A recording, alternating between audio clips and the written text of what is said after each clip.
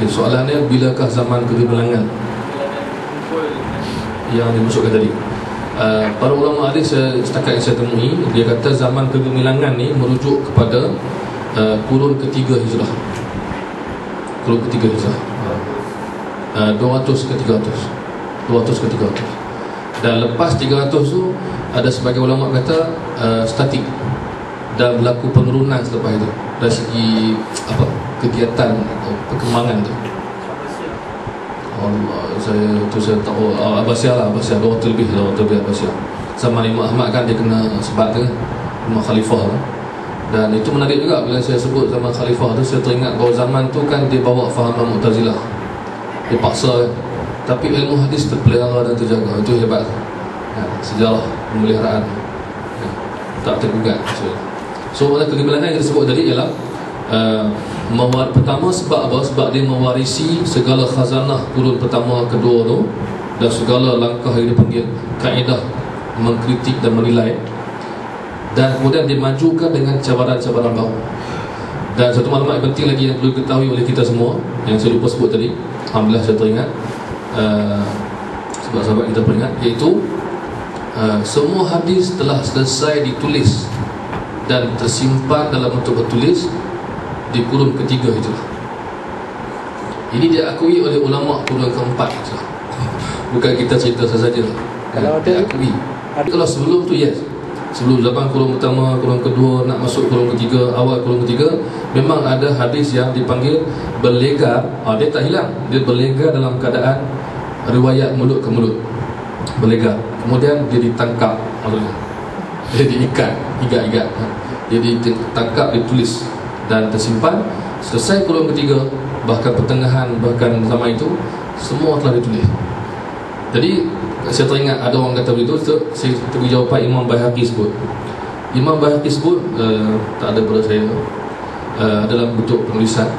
Itu Imam Baihaqi kata, siapa yang datang bawa mendakwa, Imam Baihaqi kurung bila? Kurung ke-5, dia lepas tu, dia kurung dia ujung kurung ke-4, 5. Terus dia meninggal 458, betulkan kalau saya salah. Dia kata siapa yang datang pada hari ini membawa hadis yang tak ada dalam mana-mana buku, yang tak ada dalam mana-mana penulisan yang ada pada hari ini, dia kata sama ada hadis ni memang tak betul, ataupun hadis tu memang dah ada dalam bentuk yang lain, dari jalan yang lain, sanad yang lain dalam hadis. Tapi kemungkinan besar ialah dia memang bukan hadis sahih dan tak betul, dan telah pun ditemui dan dibersihkan, maksudnya. So, dia tak ada itu masuk. So kita kena faham tadi, sebab setengah orang masih lagi dalam yang kita sedih, yang saya nak kongsi bersama malam ni ialah di kalangan yang kata dia nak belajar ilmu hadis, dia cintakan hadis, pun dia salah faham tentang ilmu hadis. Itu lagi susah. Sebab apa? Sebab tak tally. Dia cerita ulama dulu hebat, tapi dia cerita mereka juga banyak kekurangan. Dia tak faham lah.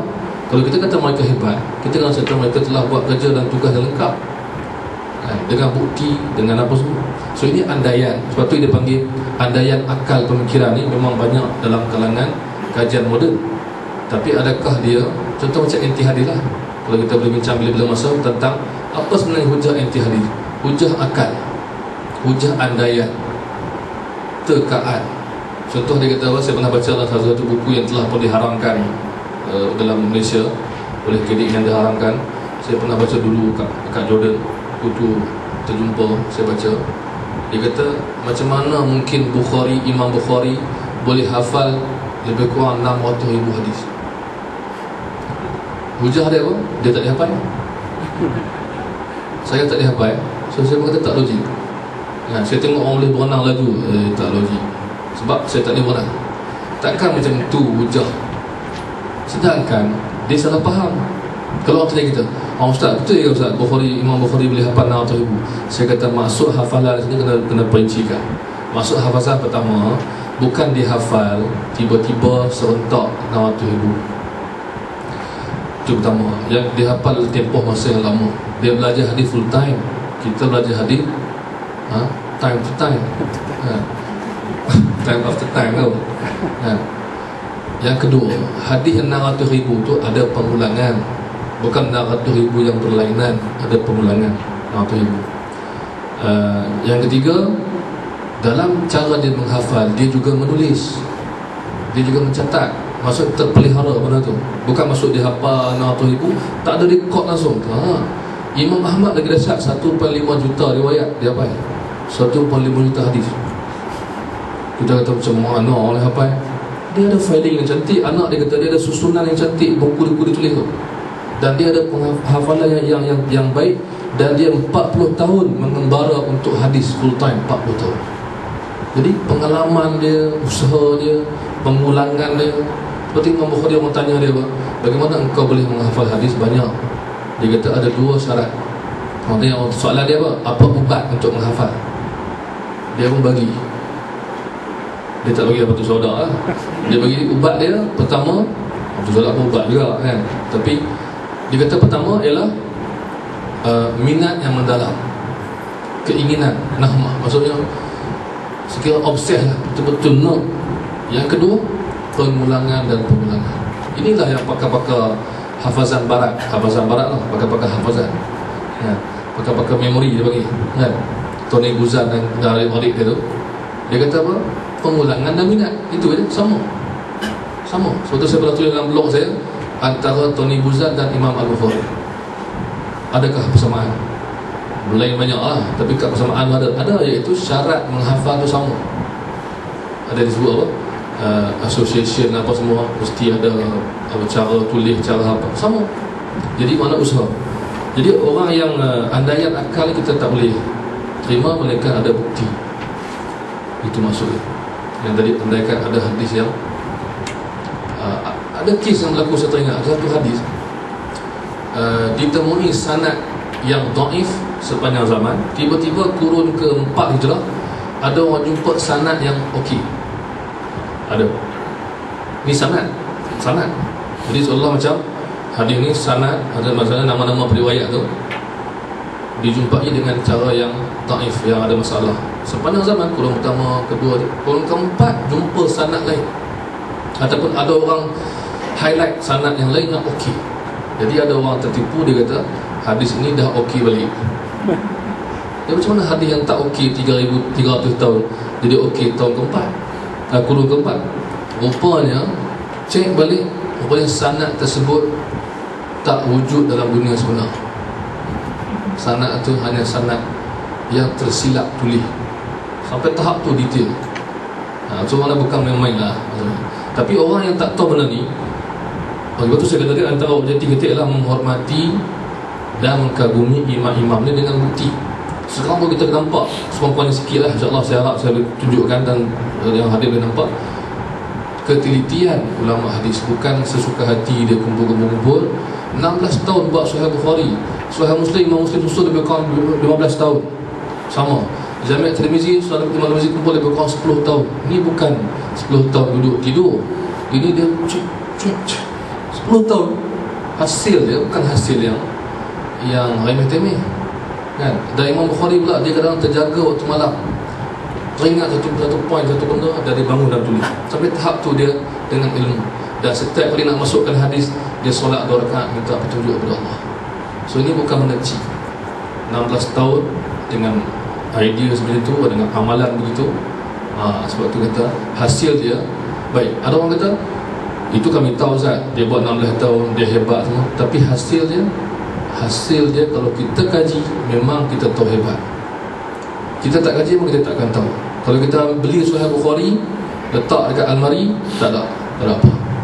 Bila kita baca apa orang kata tentang Imam Bukhari, apa orang cerita tentang Sahih dia, apa kita jumpa, baru kita faham. Inilah kehebatan hasil ketelitian Imam hadis.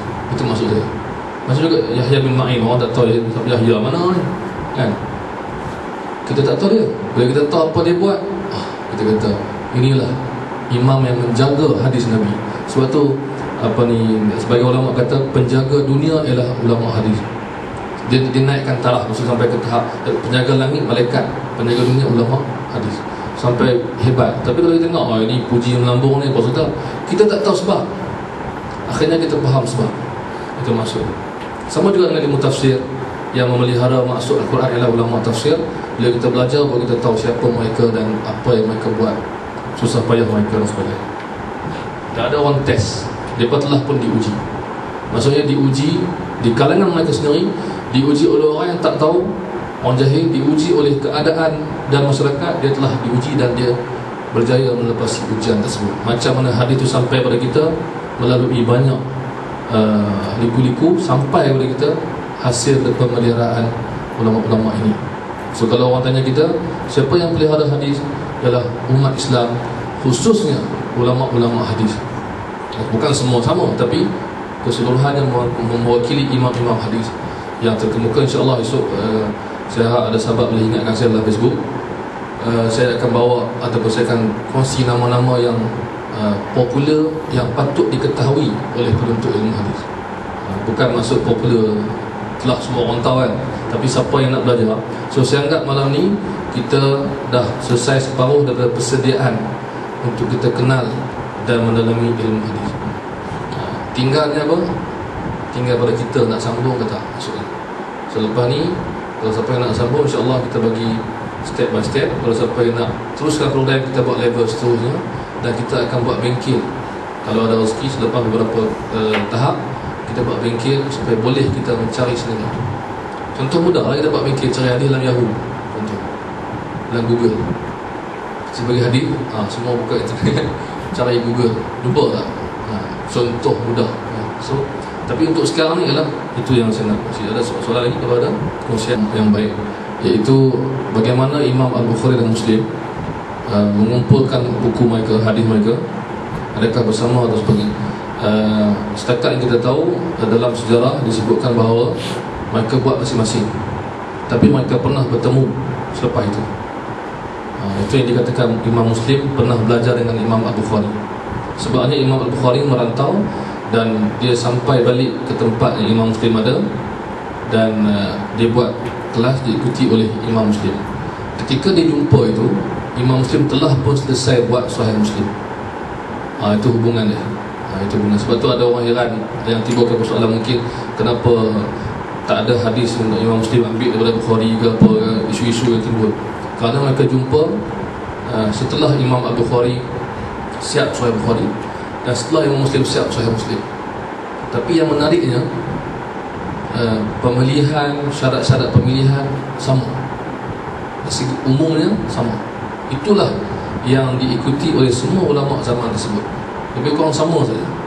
Boleh dikatakan satu metodologi, satu style, satu manhaj, satu usaha ke arah itu.